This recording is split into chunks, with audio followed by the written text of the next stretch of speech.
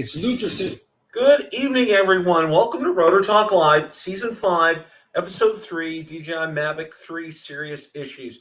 I hope everyone is doing well tonight. Today is January the 18th, 2022. All right, got a lot to talk about tonight. One of the things I do want to talk about is the Mavic 3. We're going to hang on for that. Got a number of things. I want to welcome everybody that's here so far. Stephen Ewing, Johnny Drone Flyer, Drone Guy, Leonard Oglesby, Drone Master, and Jay Birder in the house. Welcome to all of you. And Stephen Ewing, thank you. Of course, we know that it really, truly is an effort to tune in and to stay up to watch us. And we greatly appreciate that here. And we thank you very much. And I personally thank you very much. All right. First thing I want to lead in with is this. And I just want to spend a minute on this here, and I'm going to share this picture here with you. If you can we can hang on a second here. As many of you know, if you're friends with me on Facebook, and also, I talked about this last week. Valerie's dad's in intensive care, and he's not doing real well. In fact, they're getting ready to make a decision to call hospice. So, Valerie and I and the family would greatly appreciate your prayers. My father-in-law is a tremendous guy. Since my dad has passed away, he's been like a dad to me.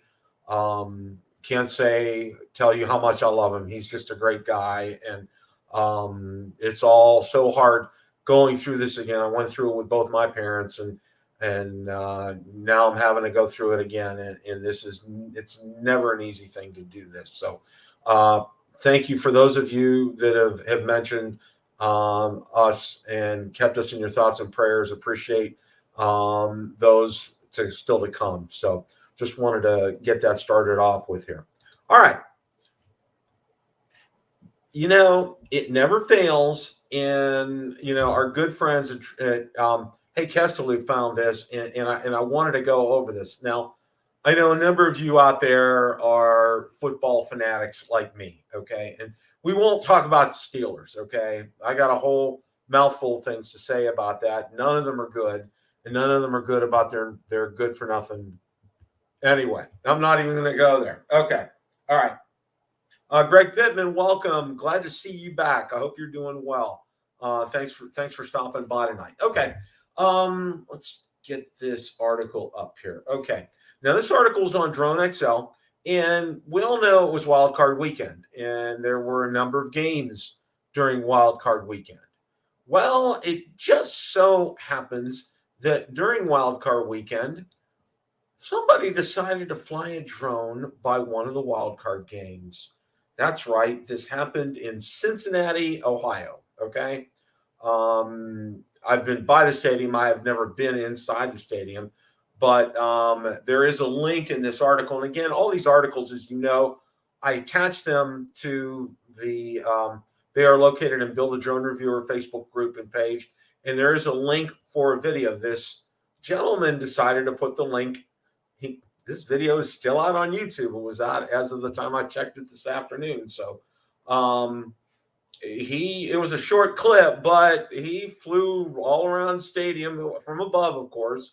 Got lots of views, and yeah, I mean, and Hey Kestelou, he points out, obviously, all the rules that this guy possibly has broken. And he left his comments on his video, and boy, he got raked over the coals, which was very deserving. And, And I'll say this again, okay? And I know you guys know I've been on my soapbox about this, okay, before. And I've said this before, and I'll say it again, all right? This kind of stuff's got to stop, all right? And they need to make an example of this guy. As you know, the Bengals prohibit flying there. The NFL prohibits flying there. The FAA prohibits flying there. There's a TFR there, okay? So, right off the bat, they need to throw the book at this guy, whoever it is. and he's out there bragging about flying in his comments. Why YouTube hasn't taken the video down, I don't know, because they're posting something that's illegal out there. So no, I don't know. I don't know. That's a good question. That is an absolute good question. Had to be a non-DJI drone though because of the NFC. You could be right there, Jaybird, or somebody could have, cracked the software and broken the software, and it could have been an older DJI drone, maybe on Lite or something. Who knows? But anyway, it gives every one of us who go out there and follow the rules a bad name.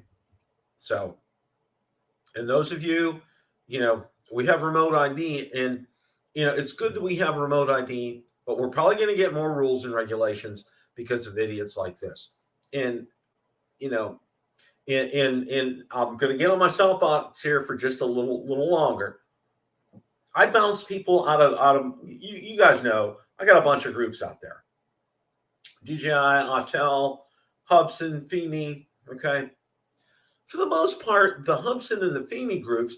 I mean, a lot of those are overseas, so you can't really. I'm not. But somebody here in the United States, these groups, they just flat out they're breaking the rules. And I stayed in the rules in the groups that you have to follow the FAA rules. Okay, it's no gray area here. So, and people get their 90s in a knot with me and the other admins. Why are you doing this for? Da da da da da. You know what? Take it up with the FAA. If you got a problem with it, I'm just following their guidelines here, guys. That's what I'm doing. I'm doing what I'm supposed to be doing. Okay. Maybe in Autel, no geofencing. That's possible too, Jaybird. Possibly is. All right. Well, enough about that. We're going to move on here. Now, one of the other things that I found out, and this was interesting. Now, this was on DroneDJ.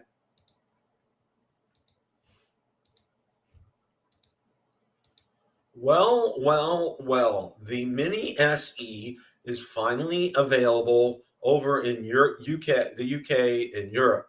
So, Stephen Ewing, you're welcome to go ahead and get yourself a Mini SE right now.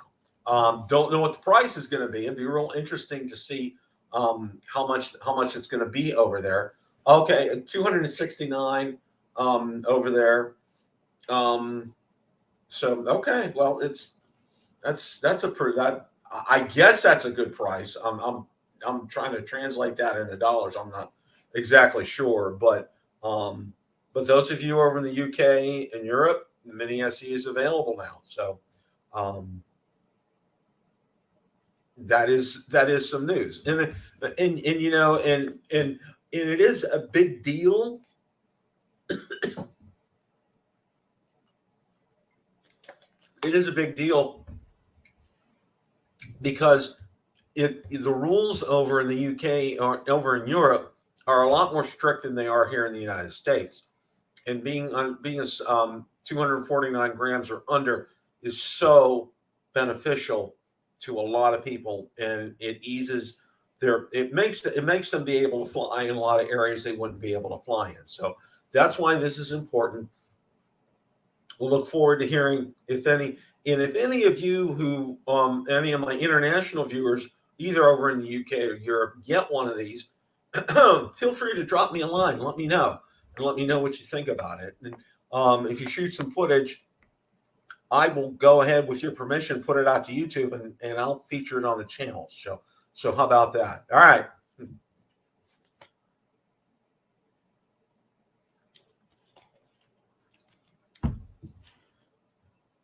Let's see what else we got. Oh, yes. Okay. Drone XL and DroneDJ put out some great information. Also, Sally French too. Now, if you look at my timeline on Build a Drone Reviewer Facebook group and page, I post a lot of Sally's articles because she does some great work here, guys. And I highly encourage you, if you're not following her, to follow her. And if not, they'll be out on my page. Please do go look at her articles. She puts a lot of effort and work into it, and I think she would really appreciate it. Especially drop her a line, let her know. All right, this just absolutely is well. Okay, everybody's talking. It's 2022, all right, and everybody's talking about what are we going to see this year, drone wise, all right. Well, DroneDJ just put out an article: DJI Mini 3, FPV Mini, Phantom 5, Autel Nano, Skydio, new drones of 2022. All right. Well, I think we all know now. The Mini's a given. Let's just drop down in the article a little bit. Refresh the DJI's cheapest and smallest consumer drone. Wouldn't be surprised. The success of Mini series has caused companies like Autel to join in the competition with the Nano.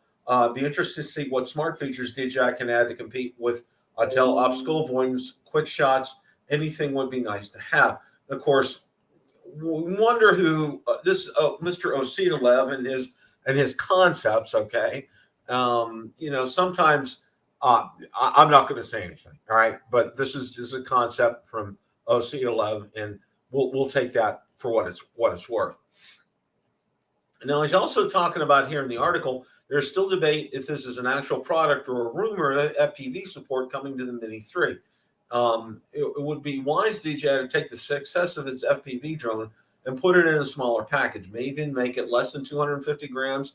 I doubt it, but who knows at this point. Okay, so that's just a clear conjecture and a rumor. Inspire 3 and Phantom 5. Ah, yes, DJI's professional drones, where you can choose between the immensely capable Inspire or the iconic Phantom lines. Both are in need of an upgrade: camera systems, battery life, efficiency, etc. Maybe in a combination of the two, bringing the camera system and modularity of the Inspire with the Phantom's flight reliability and form factor. Okay, so who knows? Okay, and it's just conjecture at this point about the Phantom 5. Of course, we've seen Lauren piping in. When I talked about pricing estimates, he kept kind of going, nope, not close, got to go higher. So this is going to cost some serious coin right here. Now, Autel Nano, Lite, and Evo the third. Okay, and we're gonna talk about that interview that DroneDJ had with Maxwell Lee, the GM from Autel, in a minute here. But first of all, the Nano is out, the Evo Lite is out, and they're talking about an Evo 3 coming out. All right. Well, one of the things, and we'll get to Skydio here in a second. One of the things is you've evidenced. I'm sorry, it's been our heat's come on today because it's actually gotten cold enough to do that down here in Florida, and my throat is extremely dry tonight, so hence lots of water. All right, we know Marcus has had quite a few concerns with the Nano Plus that he has, and he's not the only one. There's been several others that have expressed some concerns with it. As far as the Jello and some other things that are hitting it, and for its price point, it's rather pricey. And we were hopeful of expecting something out of the box that with just charging the batteries, maybe a quick firmware update, it was good to go. And unfortunately, it's not the case. And as I'm talking to Marcus, it's like he has to cross his fingers every time he flies it. You probably saw in his latest one of his videos, he tried a number of user suggestions and none of them worked. So it's kind of back to square one with that. So that's kind of, that's kind of where he's at with this. Now,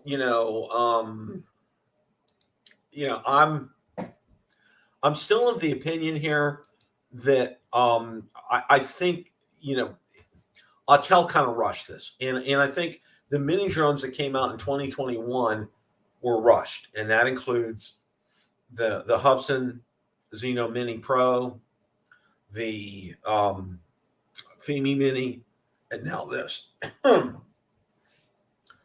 But the Evo Lite has seen a little bit of modest success, but again, nobody was expecting anything about the Evo Lite this year.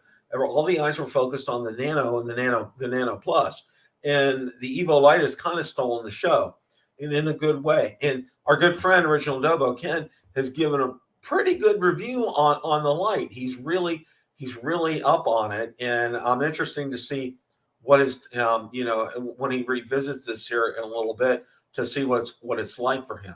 Now, the other one, of course, and we kind of talked about this a little bit last week, the Skydio2 Plus, and really, they're adding on the antennas, which increase the range, and the new software on there, and that was their addition. There's Ron. How are you, sir? Hello, Bill. How are you? And welcome everybody in the chat out there. How are you guys doing tonight? Talking about Skydio here, Bill? Well, yeah, we're talking about the drones of 2022, and we just hit the Skydio2 Plus, and we kind of hashed this over last week, Ron. They did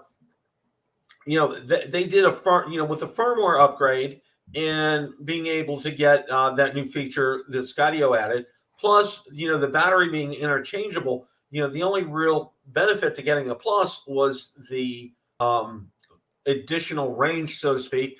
And as we saw in Billy's video, and Marcus brought up a good point, there really wasn't a lot of benefit. I mean, for that range for what we've seen. Yeah, I think we kind of conclude that, if you do not have a Skydio now, that would be a nice purchase against the upgraded model. But probably if you already own a Skydio 2, you'd probably want to sit pat until the Skydio 3 comes out. That's kind of our conclusion, I think, Bill. Yeah, I think so. And, and I think that's rightly so, because, I don't see that being of course, they're packaging it up and making it pretty nice and pricey and everything. And, but are they going to come out with a Skydio 3? I don't know. And that's one of the things that yeah, I thought it was a good sign they even did this, because I was afraid Skydio may have given up on the consumer market and gone all in the enterprise market. So this kind of shows me that they still have interest in the consumer market. So to me, Bill, this is a good sign. It is a good sign. That's a great point, Ron. And I wouldn't put it past them to see a Skydio 3. Because from the original Skydio to what it was now, it was night and day. From the Skydio 1, if you want to call it that, to the 2, it was complete whole change of everything on that. And, from 2 to 3, I don't see it being a quantum leap here. However, one of the things that I think we'll definitely see will definitely be like an increase or a definite controller that would, probably an integrated controller, hopefully like maybe a smart controller with a screen built in, and like they have for their enterprise drones. Mm-hmm. Maybe better communication system, better AI, better artificial intelligence, better tracking, those kind of things. So, Bill, if the gloom and doom we have talked about over the past a year or two, with DJI facing the wrath of several big government organizations, most recently the FCC, say, for instance, DJI can no longer get any drones approved for release in the U.S., it would leave kind of the market kind of almost wide open. Would it behoove Skydio to jump right in with making camera drones to kind of fill that void? Because obviously they have they have a lot of great technology. I'm sure it wouldn't take a lot for them to because again we've seen enough of the Skydio, and I've owned it, whatever. It's not a camera drone. In this iteration, it's never going to be a camera drone, Mm-hmm. But I mean, if DJI would struggle to release drones, would it behoove them even to make two different models, like one Skydio that's more of a Mavic, 3 type of clone, another one that's more of just a tracking avoidance drone, for us camera guys, if they made a model that wasn't quite as good as optical avoidance, but had better range, better camera, we wouldn't care. We'd buy that one, right? Oh yeah, there wouldn't be a problem with that, and and it would kind of make sense if something like that does happen.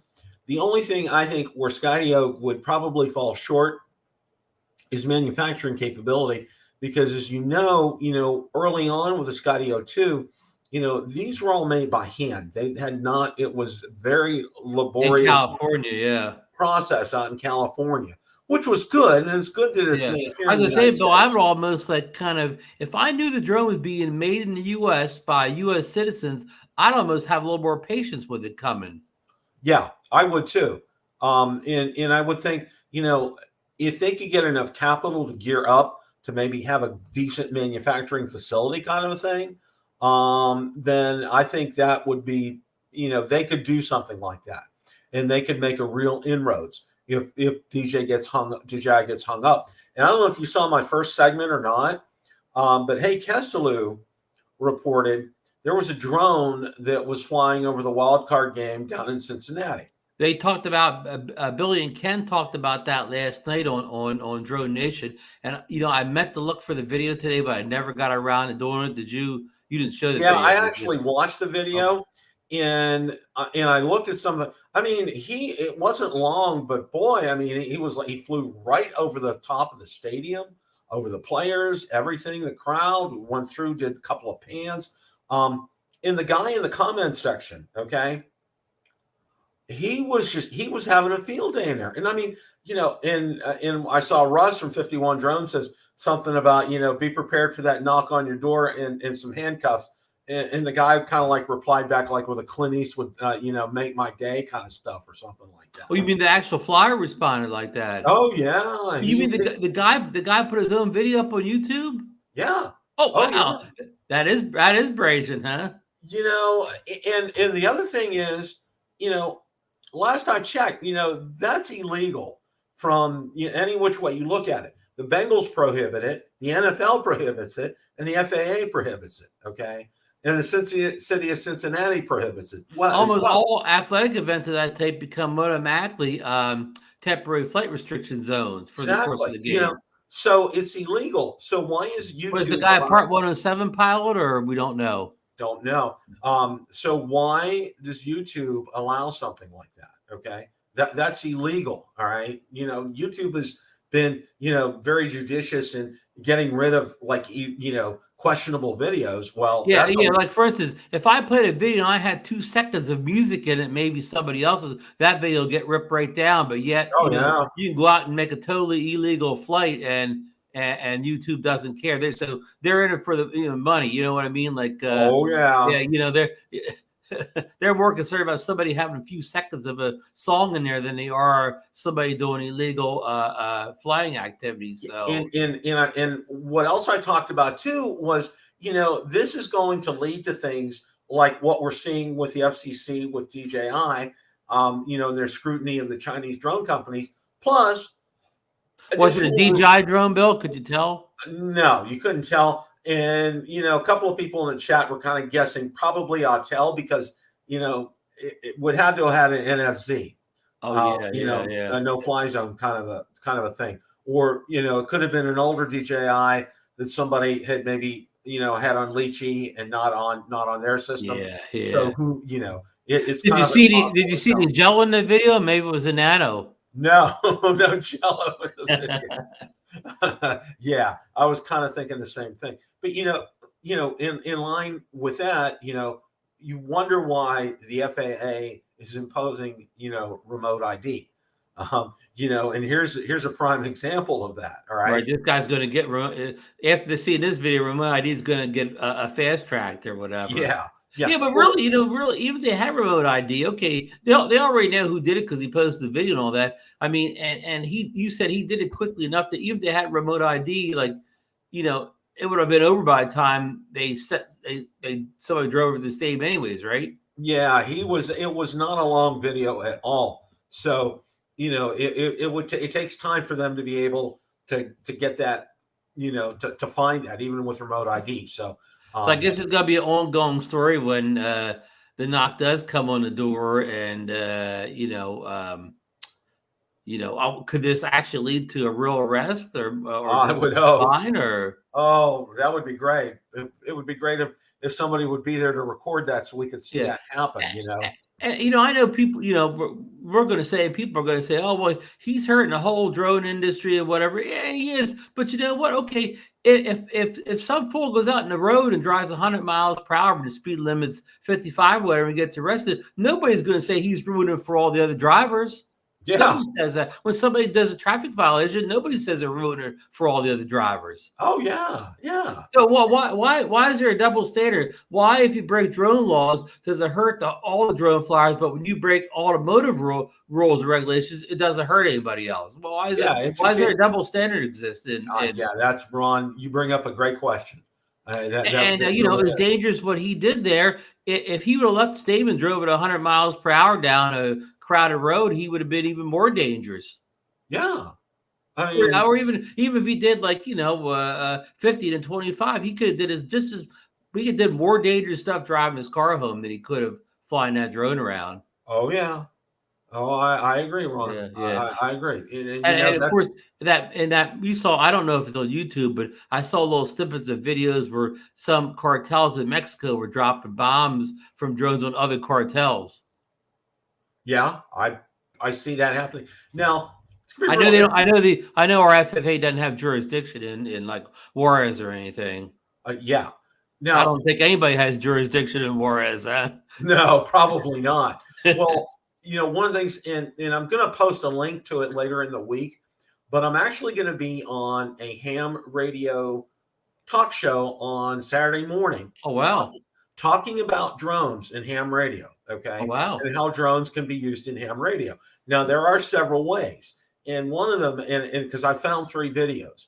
One is a lot of guys put up a tower for their antenna, okay, like at least a 50-foot tower. Well, you can use the drone to inspect the tower, okay? There's one way, okay? One of the other ways that you can do, and I saw this, and somebody did it with a Mini, because there's no obstacle avoidance on it. He fashioned a just some cheesecloth, and he tied an antenna around it. Now it's what's called, just for an end-fed half-wave antenna, and that's probably one of the best antennas that you can use to do shortwave radio. And he flew it up 50 feet in the air, and he was able to get a signal from it. Okay. Oh, wow. Obviously, now that's great while he has, he's only going to be up in the air 10 or 15 minutes. So that kind of limits his time with that.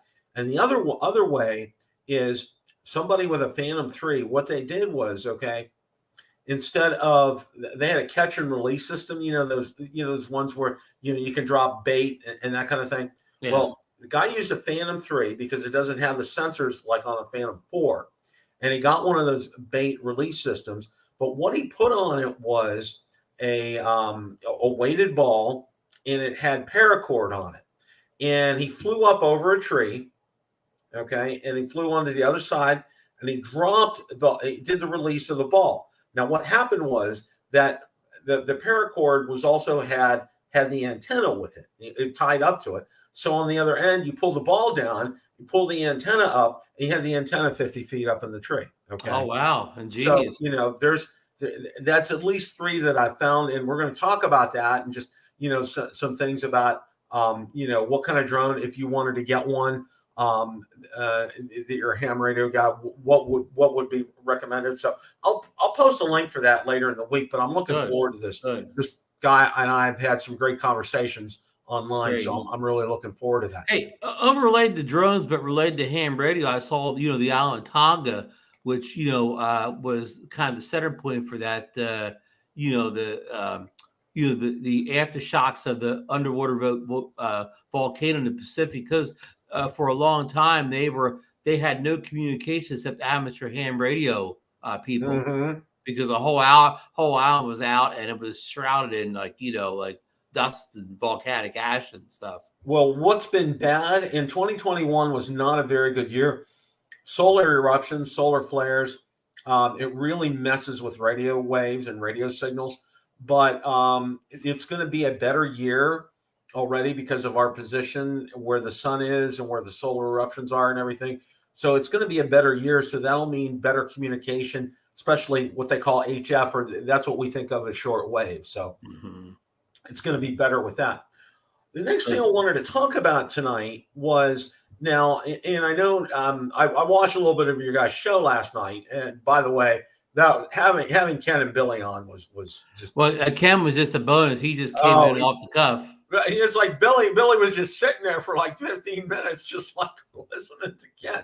But DroneDJ talked about posted their article about their interview with Maxwell Lee. That's Maxwell, yeah. From Autel, and he was giving various points and everything in here and trying to understand it. Now, number one, you got to look. This guy probably, I'm going to guess, if he's pushing mid-30s, he's lucky. Okay. And he looks a lot different. He has got a radical haircut since his last interview with Ken Herron. Yes, it is a lot different. And and he mentioned a lot of good things in here. What he was talking about, but I think one of the things, and this is just, and this was conjecture after reading this article, and this was one of the things, and I kind of wanted to run it by you to see what you think here. Okay, now we all know what fate beheld Fimi in Hubsan with their mini drones. Okay, at least for Hubsan, their first iteration of it. It was. They were failures, all right, initially, and they're working on it. And we understand that, right? As you always put in baseball parlance, they got sent back down to the. They tried to get in the majors, but they didn't stay long. Right, they were not ready for prime time. I think they sent them all the way down like the Double A, maybe even Single A, right? Yeah, they may be in Single A, where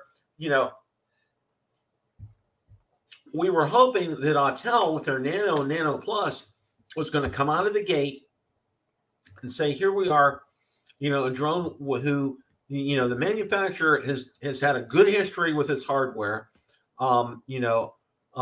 It's worth waiting. Let's see what comes out. Has a good reputation for camera quality too. Right. Their cameras are good. They're reliable. You don't find the jello. You don't find, the micro shakes. You don't find it. Well, lo and behold, here comes the Nano and the Nano Plus. And unfortunately, and I'm going to say this, and I know Marcus says this a lot too, is, when you're chunking down, $799 for a drone, you want it out of the box, fire it up, put the, charge the batteries, charge the controller, put the SD card in, and basically, maybe one firmware update and go. All right. Well, something is going on when you're trying recommendations from your viewers who are, these are great recommendations that were sent to Marcus, and none of them were working. Okay. Mm-hmm. It has to be frustrating here, Ron, because, I like to try to give Autel the benefit of the doubt. Of course, I started out with an X-Star Premium, so I have a soft spot in my heart for Autel, and I want them in the worst possible way to succeed.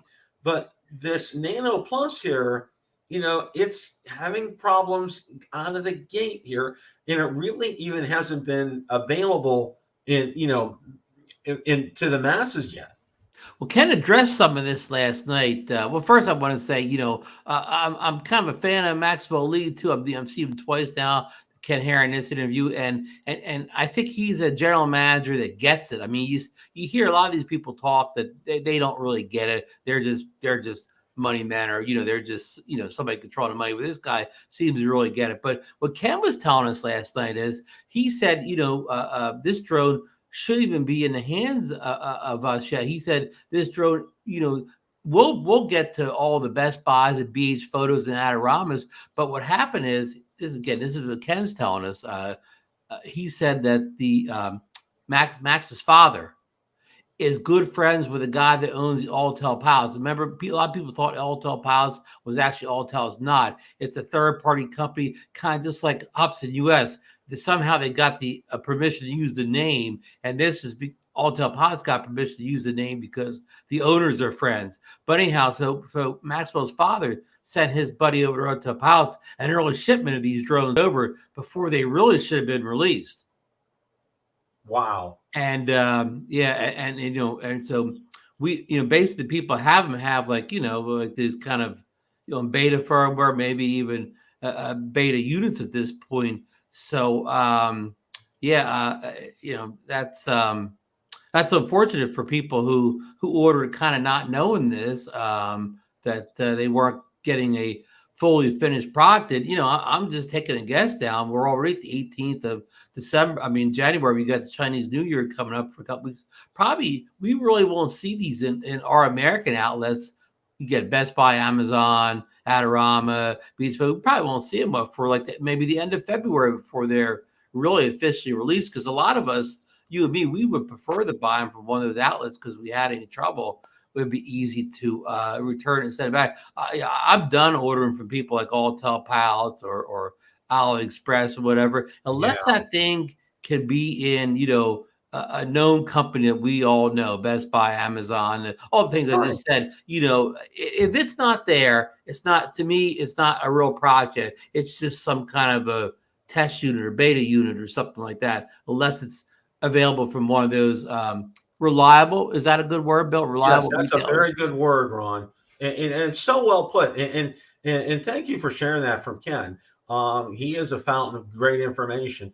And with this whole thing, like with Autel pilots and with AliExpress and ordering from them. Okay, if you have an issue, all right, and they said, well, you need to send the drone back. Okay, you got to fill out that incredible amount of paperwork to send it back to China because it has to go through customs, and it's ridiculous. Or you get it at Adorama, you get it at Best Buy, you get it at B&H Photo. Just slap it back in a box, put the return label on it, and boom, call FedEx or UPS, and they come and they pick it up. I mean, and Amazon has that great return thing where you just you don't have to even rebox it. You just take it to a UPS store and they scan a barcode to your phone or a QC code, and you're good. You can take it to Kohl's too. They'll do it at Kohl's. Yeah.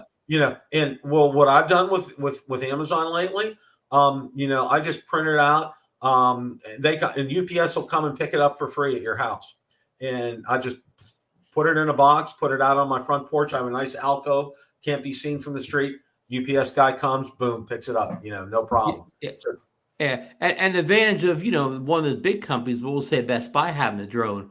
If all of a sudden it is just a beta, if it's a piece of, it's an unfinished product, and Best Buy's getting returns right and left, you know what I mean? Okay, if you and I call Autel and complain, maybe they'll, they may not answer the phone and they didn't do much for it. But when Best Buy calls up and they're angry because they got all these returns from customers, somebody's going to pick the phone up. Somebody's going to get an earful, Bill. Mm-hmm. Somebody is going to get an earful. And, this kind of is a great segue into the next topic here. And, I told Marcus about this video and I told you about it too. And it was, our good friend Ken, Original Dobo, is selling his Mavic 3. Now, he did list, and I want to be fair to everybody, okay? I got to say this. You need to watch the whole video, number one, and you need to listen to the way Ken talks in this video, okay? Mm-hmm. I would say maybe 3 years ago, he puts a video out like this. It's maybe clickbait, okay? This was not a clickbait video, okay? Ken is no longer considered a hobbyist. He hasn't been a hobbyist for a while. He's a professional, okay? And one of the reasons, his number one reason that he listed, okay, not in order, but it took a long time. It takes a long time to get a GPS lock, to get the right number of satellites before you can take. I had the same issue. I have too, for me also. I noticed that. The first 3 times that I took the Mavic 3 up, well, every time I've taken it up, it's taken at least 3 or 4 minutes to get that lock. Well, for you and me and Marcus and most other people, it's really inconsequential. But for somebody like Ken, it makes a difference because he's looking to get the right amount of sunlight coming in at a house at a certain time. And boom, here he is. The shot's all ready to go. Where's the drone? Oops, I don't have GPS. Okay. So that's an issue for him. The other thing that he talked about was he had lost transmission signal. All right. And he tested it he tested it both with a regular remote controller and with the new remote controller. Okay. The new smart controller. Okay. And both times. And he said, obviously, he flies line of sight. He was able to fly it back. he lost that FPV view. He lost the feed, the video feed, but he did not lose control to the drone. Right. And that's an important point to make. And and I get that, and I understand that. Now, what was the third one that he said? Well, I'll mention too that I haven't seen a disconnection issue. As far as I can recall, I haven't had a disconnect yet. But his third issue was the crooked horizon. The crooked horizon, yeah. Which I do have. I mean, and it's usually easily correctable just by bringing a drone down, doing a gimbal calibration. But it is an issue. Yeah, and I've noticed that, and I know that Ken on his first Mavic 3, he sent it back because it had his horizon tilt was pretty bad, and he said it's better on this one, but it's still there. And he's the kind of guy, because he's a professional. He needs to not have to monkey around. He has a hard enough job as it is. He doesn't need to have to go in there and have to monkey around with settings or run gimbal calibrations, every time he takes that drone up. He can't do that. But what I think, what the best point that he raised during that entire video was, Ron, he said, I paid $2,000 for this drone. It needs to be right out of the box. I'm kind of paraphrasing Ken, but that's pretty much what he said. I agree 100% with him. Okay. I parted, you parted, Marcus parted, all of us parted with $2,000 to get that drone. All right. It needs to do everything it says it's going to do out of the box. Now, of course, we did understand before we bought that we're going to be missing a lot of the advanced flying features, but nothing was said about these other issues.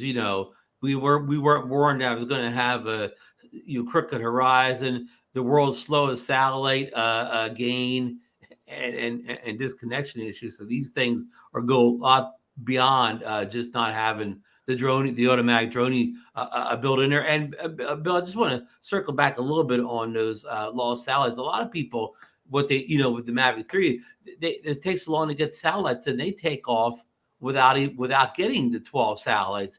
And then what happens is they get a GPS lock somewhere along their flight path or whatever to wherever that was, maybe 100 yards after they took off, instead of the GPS lock where they're standing. So when they do a return to home, it returns to where it got the lock. Now, if that lock's over water or a bad place to land, that could be an issue. So, I mean, I know, it's responsibility to wait until it says it's good to go. But also, I see why those people take off early, because they don't think they're ever going to get the 12 satellites. So it's a tough, it's a tough, what do you call it, conundrum. In something like that, Ron, okay, I'm going to say this, having been around drones as long as we have been around them, okay, that's an easy software fix, okay? That's an easy firmware update to take care of, all right? And DJI doesn't, sometimes they get so bogged, and see, this is one of the things, I think, where companies like DJI get bogged down with changes or doing firmware updates, all right? They want to have a laundry list of things to be able to say, look, it'll handle all this kind of stuff. But you know what? I'm the kind of person, and let me give you a real life example, like at work. Okay.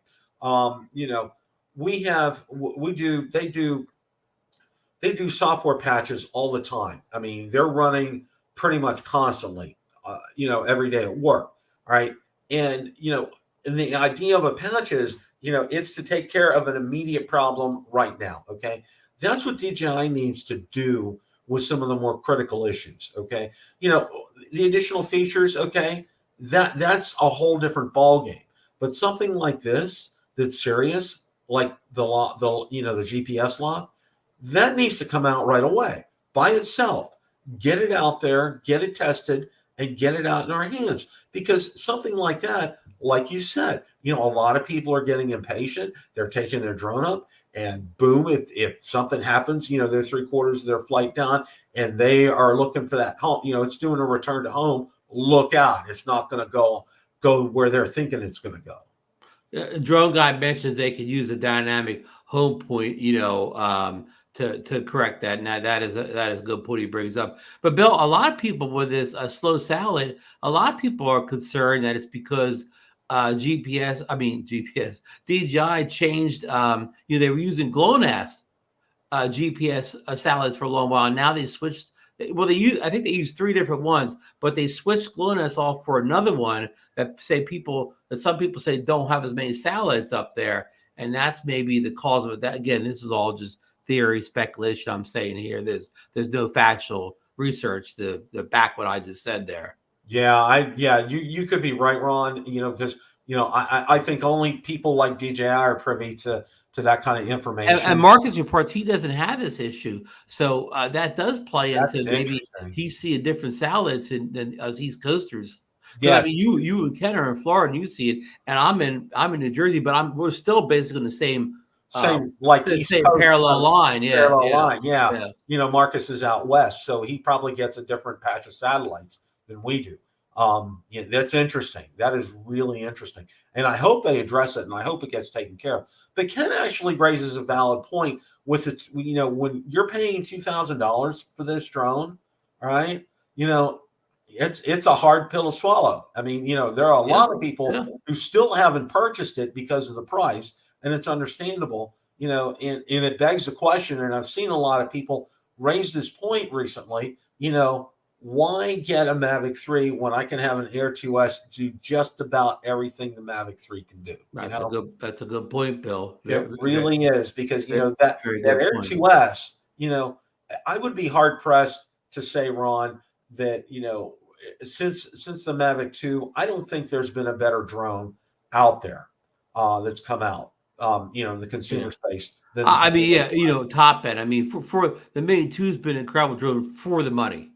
Right, for the money. And the Air 2S too has been a great drone for the money, for anything really. You can say for the money, for everything. Yeah, it really is hard to beat that drone especially in its price category. And as Marcus would say, if he's here, it punches a little bit above its weight class too, or whatever its price class. Yeah. But back to the Mavic 3. I mean, okay, we were promised a massive firmware update coming in January to add all the stuff that was on the side of the box. And we kind of got half that update before Christmas.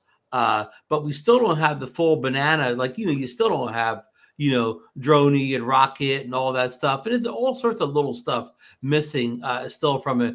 But I mean, I think you made a point that this.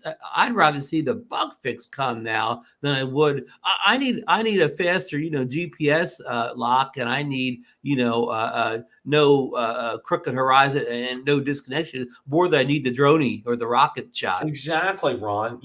And see, that's where that's where they get bogged down with this. Okay, and it kind of frustrates me to see I've spent my whole career in software and seeing how they're working the problem here. And that's not how you work a problem. Okay. You address those 3 issues. Okay. And if you have a fix, and what happens is, and what makes it it makes it more difficult. If you have a fix in for the GPS and you have a fix in for the other 2 issues, crooked horizon disconnect. Crooked horizon if you have a fix in for that, and then you add in, we're going to do droney and this and this and this and this. Okay. Imagine what that team has to go through in testing this now. Okay. Yeah. Because, I'm speaking of it from a testing standpoint, because that's what I do for a living. And, it complicates and it really muddies the water, and it takes longer to do that. Okay. Exactly. Rather than save everything once, I'd rather see him put one firmware update a week and fixes one thing a week or whatever, rather than wait for the massive super update or whatever. So, and there's a new Chinese ham radio that came out. Okay. It's called Xiegu X6100. And by the way, just for reference sake, and just to kind of, throw some nuggets of information out here. Okay. The Japanese make better ham radios than the Chinese do. Okay. The Japanese, there's a couple of brands, ICOM and Yaesu are the ham radios. The Chinese, one of them is Xiegu, and it's with an X. Okay. And they just put a brand new one out. Okay. And it's a small one. All right. It's about $600, and, it does a lot. But you know how many firmware updates there have been since it's come out, Ron, in December? There have been 5 firmware updates to this radio. Okay. Yeah. And, and see, this is the thing. Okay. And I'll give them some credit. they see the problems, they're going in there, they're addressing it, they're getting it taken care of. Why DJI is, not doing that, I don't know. I don't Yeah, understand. I mean, I say this all the time, but remember the heyday of Windows in the 90s. Remember Patch Tuesday? Every Tuesday, a whole bunch of patches would come out. It was almost like clockwork or whatever. And instead of waiting, for I don't know, some big super duper update to come out every 2 or 3 months or whatever, they just did it weekly, which actually was a smart idea, right? I mean, I know people complain, oh, I got to update again, but if you do small updates a few at a time, it's probably easier to test them, make sure they're working right, to try to put everything in one big update package. Yes, that's so right, Ron, and that's one of the rules that no matter, almost every organization I've been with has done it. They'll address the critical needs, and then the nice to haves, we'll take care of that maybe a month down the road. Okay. And the things like the Droney and the asteroid and those things are the nice to haves. Okay. Yeah. The other things like the GPS lock, those are must haves. I'll give you a better example. Currently, whenever you see Apple get some vulnerability comes to the phone, the iPad, the computer, man, you read about it, and then a couple of days later, you look down your phone, and there's the update. All it does is fix the vulnerability, but that thing's out within days of the vulnerability being published. You bet. Okay. They don't wait months to put it in some big update. It's just, there it is. It's just a small update that only takes seconds to do, but it fixes some kind of vulnerability, which is one of the most important things you have with your devices nowadays. Yeah, we had a security vulnerability the other day at work, and it got addressed immediately. Okay. It was just, and we had teams working around the clock to get it taken care of, and they did. And, even through the holidays, it gets taken care of. And that's one of the things you just need to do that. And that's something that DJI, I think, really does need to address. Right. The poor guy that's working on Droney, they don't take him off the Droney feature, the work on the no lock and GPS. He just stays there trying to perfect the Droney feature. Mm-hmm. Oh yeah. And it won't surprise me. And I know we talked about this earlier, but I kind of wanted to run this by you. Okay. I think the Mini 3 is coming out sooner rather than later. You think we're going to beat the April deadline? Oh, yeah. I think it's going to come out a lot sooner. I think we'll see it probably late February, early March. Well, Bill, let me run this scenario by you then. Okay, the Autel, the Nano shouldn't even be out now, whatever. Okay, so say they, we got Chinese New Year's come up. So say they don't really get everything fixed up until the late February, early March thing, and they finally arrive at the Best Buys. Well, what if DJI beats them to the market with a Mini 3 or whatever, and they still haven't got their act together on the Nano? What does that mean for the future of the Nano drone? Well, one thing it's going to force Autel to do, it's going to force them into a price war.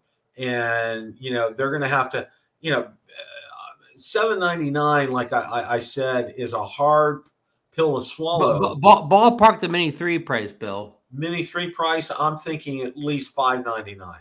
We heard, I think we as Ken and Billy, I think we heard, 650, 7, but I think 600 was the first price somebody said. Yeah. Which I think that would be, I mean, I think we did a good job of bracing everybody for higher drone prices, even over the latter part of 2021 and 2022. So I think people will be able to swallow a $599 price point.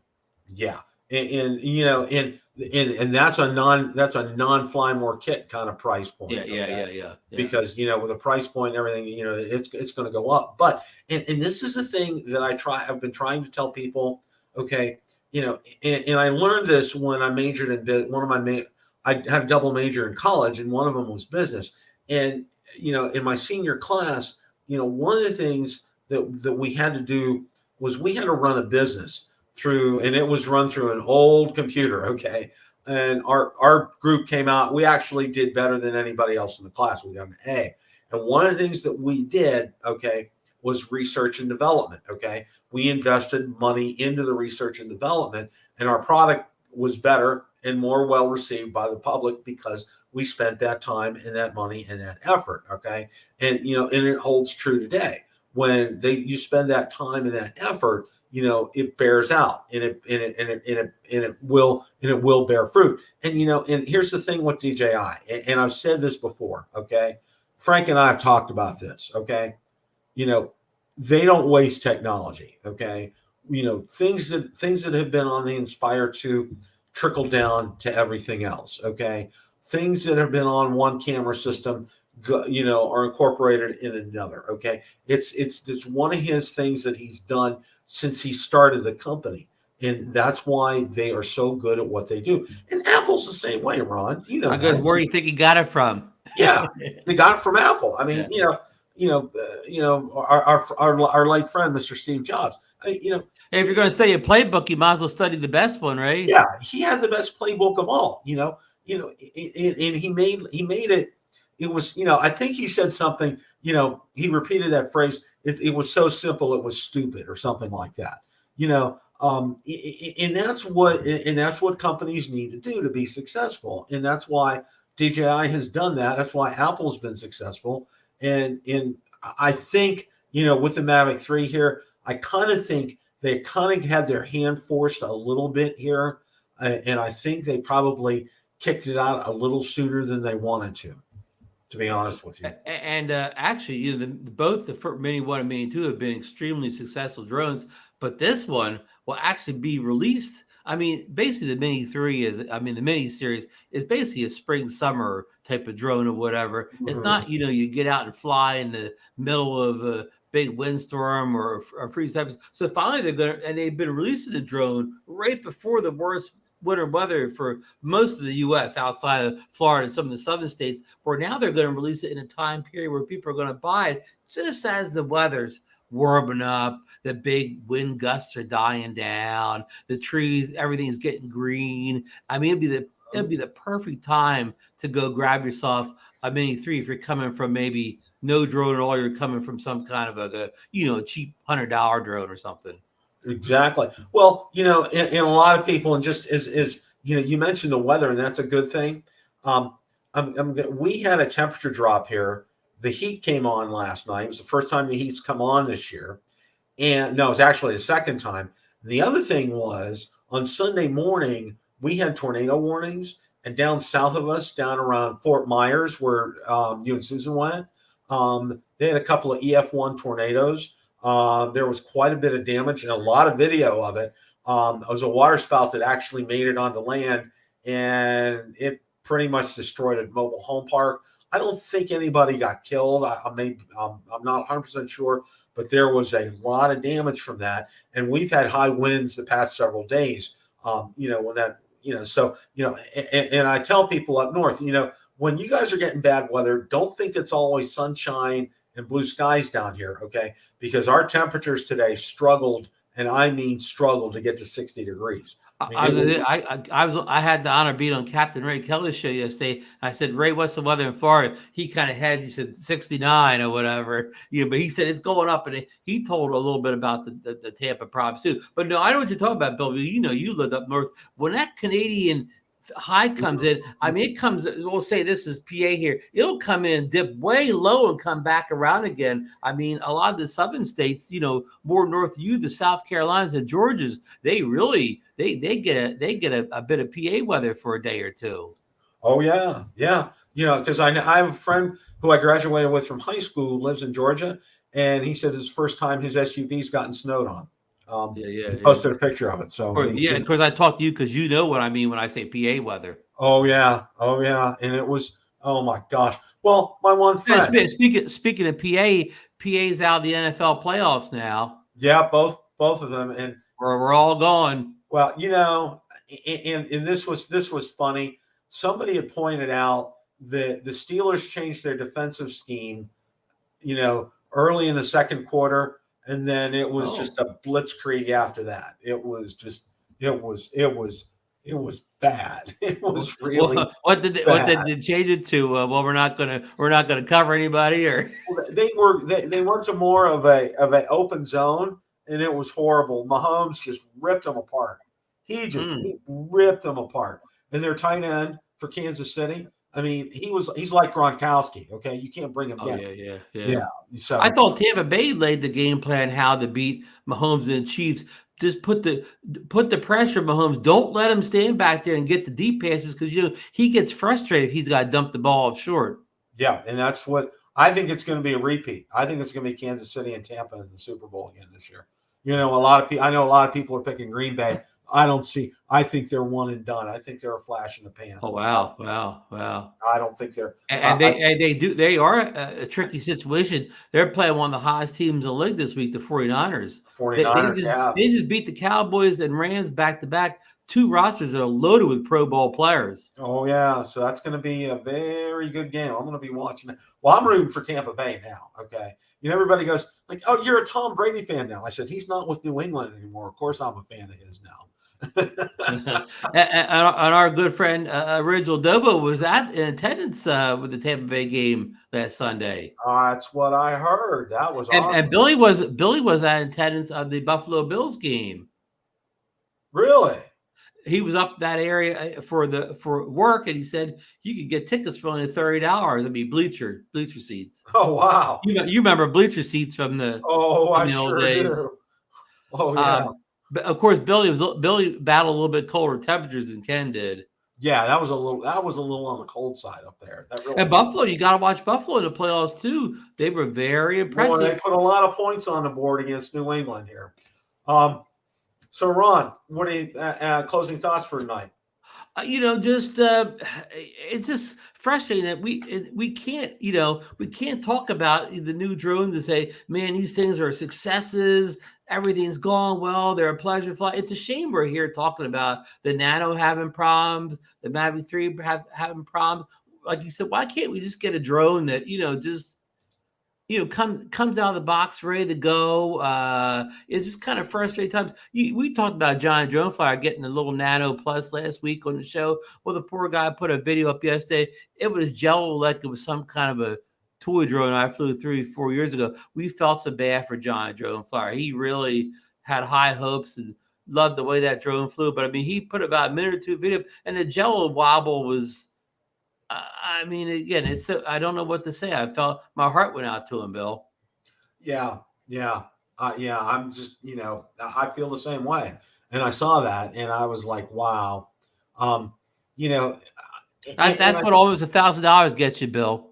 Well, you and I, we talked about it and, I came to the same conclusion that you did. I'm just going to sit back and take a look here and see what goes on with all of this, because I was thinking about getting a Fimi and everything, and I'm just gonna what? I'm gonna pull back here, and probably the next drone I'm gonna get is probably gonna be the Mini 3. Okay, right. And I don't need a whole bunch of other drones in, because if that thing's what we think it is, I'll be flying that all over the place, Bill. Oh yeah, and and see, the thing is, and a lot of people, and this is what and you brought up a good point about being a fair weather drone, all right? And it's very true. The mini drones are fair weather drones. They're not winter drones, folks. Okay. They're not meant to withstand a lot of wind.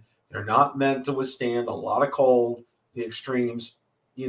They're just not built for it. Okay. Yeah, I mean, like the Mavic 3, we talked about it goes down to 14 degrees and wind. I've never seen a drone perform like you could talk bad about the Mavic 3, but in wind, it's a killer up there in the wind. It spanks the other drones in the wind. Yeah, it does a great. DJI did do their homework with that.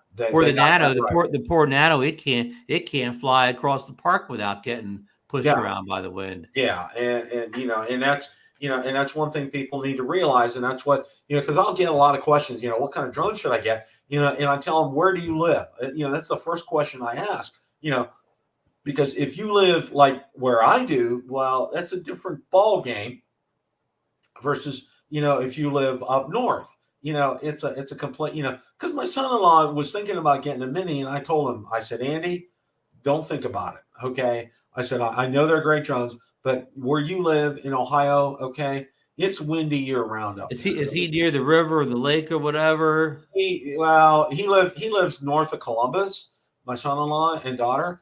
And it just, and there's a lot of it's a lot of open farmland out So it's around. kind of like PA. The wind could blow there for months and not stop. Yeah, and that's what I told him. I said, you know what, you'd be much better. Now what he wants to do is he wants to get a drone that will work with him. He's a hunter. He's an avid hunter. He wants to get a drone that's going to work with him when he's hunting.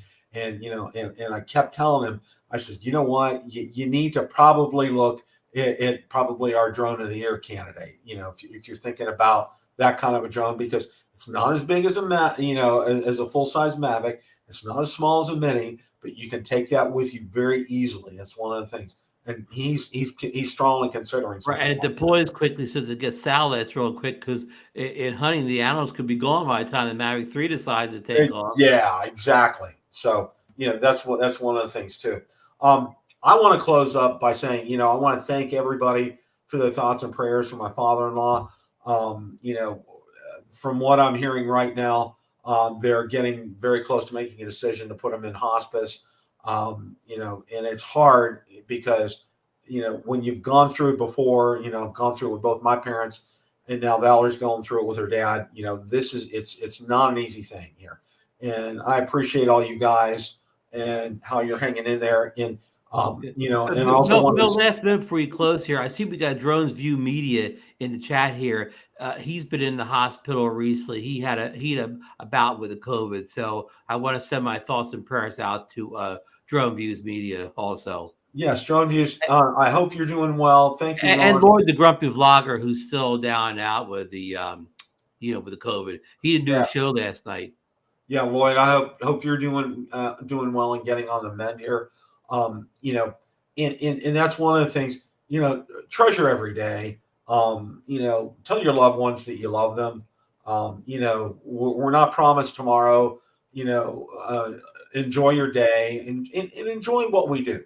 Have fun with it. Those are my takeaways for everybody. So, and one of the other things I want to mention too is one of the things we've been spending. Valerie's been spending a lot of time with her folks. And conversely, I've been having to pick up a lot of things around the house. So that's why you haven't seen me do probably more than just our live stream on Tuesday nights, because I simply have not had the time to get out and fly in and put videos together. So I want to thank you all for your patience regarding that. They will be coming soon. I do promise that. So everything else, guys, have a great rest of your week. And as always, remember, it's a great day to fly. Take care, everybody. Fly safe.